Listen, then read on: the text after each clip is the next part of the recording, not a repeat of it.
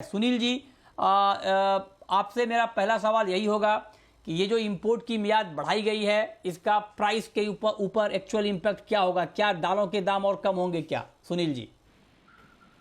सरकार ने यही सोच के कंज्यूमर को थोड़ा रिलीफ देने के लिए मुझे लगता है कि ये इसके लिए एक महीना डेट बढ़ाई है, क्योंकि जो बाहर इंटरनेशनल जो ट्रेड हो रहा है वहाँ पे जो भारत के जो उप महाद्वीप में है वहाँ पे कंटेनर की उपलब्धता बहुत कम है।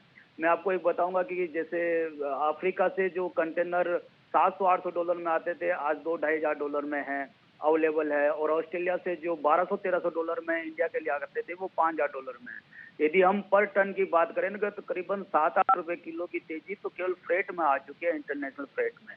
इसलिए कंटेनर नहीं मिलने की वजह से इंपोर्ट कम हो रहा था। इसको देखते हुए शायद सरकार ने ये 1 महीना बढ़ाने का फैसला किया है। लेकिन मैं फिर आपके चैनल के द्वारा एक बात जरूर बोलना चाहूंगा कि हमें कंज्यूमर और किसानों के बीच सामंजस्य बिठाते हुए कहीं ऐसा नहीं डिसीजन लेना चाहिए कि बुआई के समय हम प्राइस को प्रेशर में रखें। यदि बुआई के समय हम प्रेशर में रखेंगे प्राइस को, तो हम अगले साल भी वापिस इसी समस्या को जूझ रहे होंगे।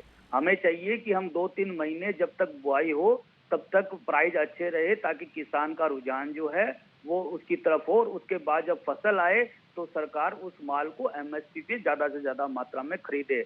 हमें लगातार 2-3 साल तक ये प्रोसेस जारी रखना होगा ताकि हम दालों में आत्मनिर्भर हो सके।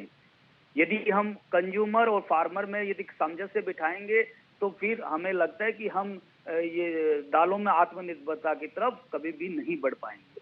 जी मृत्युंजय। ठीक है।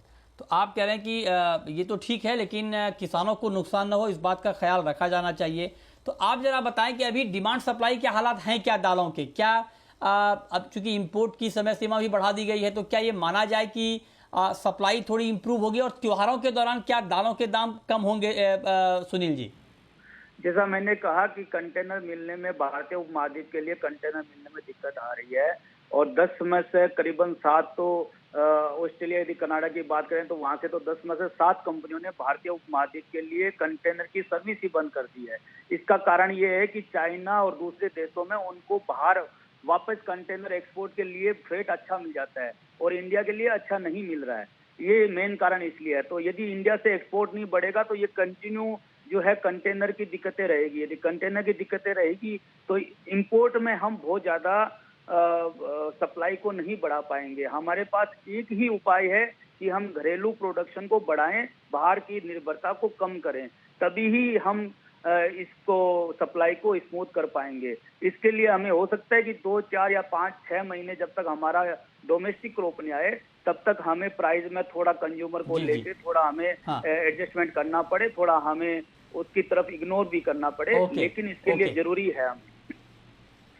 चलिए ठीक है, ये बहुत महत्वपूर्ण बात आपने कही है कि कंटेनर की दिक्कत है। देखते हैं कि इसको लेकर ग्राउंड पर क्या कुछ कामकाज होता है। बहुत शुक्रिया सुनील जी आपका हमारे साथ जुड़ने के लिए।